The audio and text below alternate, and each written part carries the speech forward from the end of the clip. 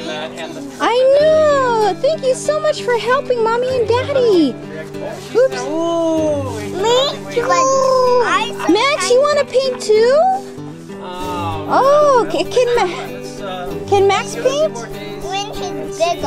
Oh, okay. So we've taken the panels of the bus. We're now seeing the interior side, the side that would touch the insulation, and we're putting bus coat on it, on that side that will touch the insulation, so that we can super insulate. All right, what are you doing there? Oh, we're putting the walls back together. The spray foam's in. Now we're putting the metal panels back. They are structural, so we're putting them back with rivets. We're using 3/16 rivets, 1/2 inch long, 1/2 inch reach.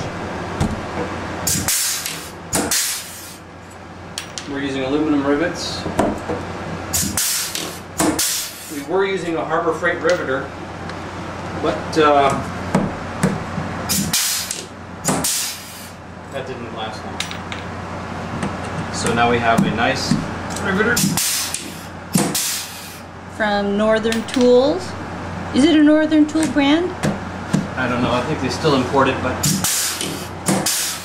I guess they pay their slaves a little more or something because it's nicer. And there are some that don't fit exactly, and that's okay. I got a 13/64 bit here, so it's 1/64 over what the rivet's supposed to be, and I just did that so it would ease it a little bit. It's not going to lose any structural, in my opinion. I'm no engineer, but anyway. So it takes, punch it back in.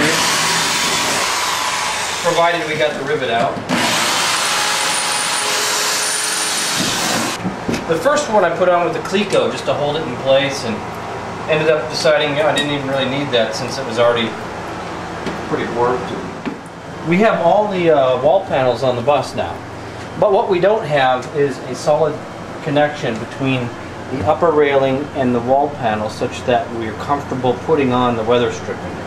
Those engineers at MCI use these nice flat rivets, and they're flush on both sides, really nice. We broke them all getting them off, and now we're going back and putting something else in.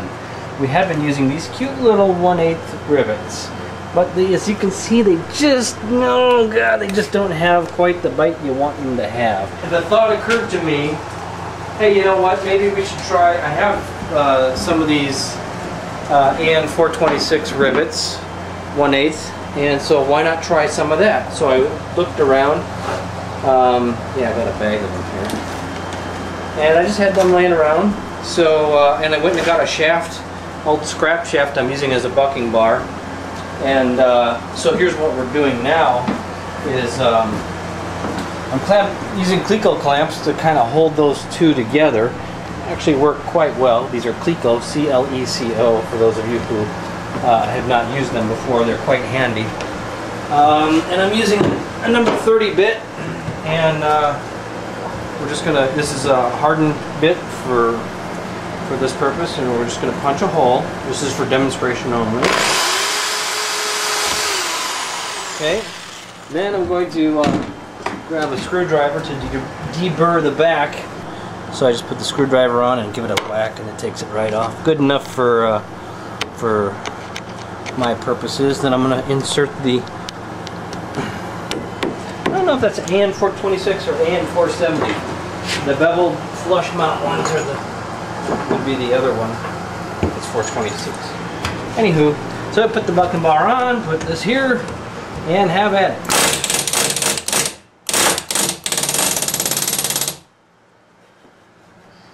There.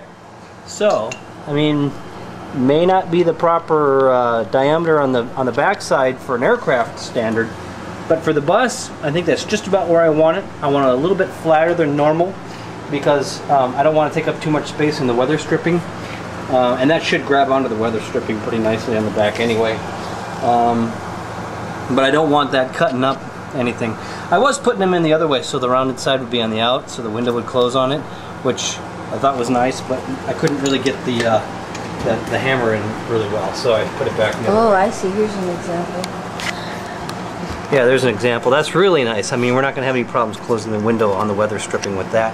It's just that getting the hammer over there was a little difficult.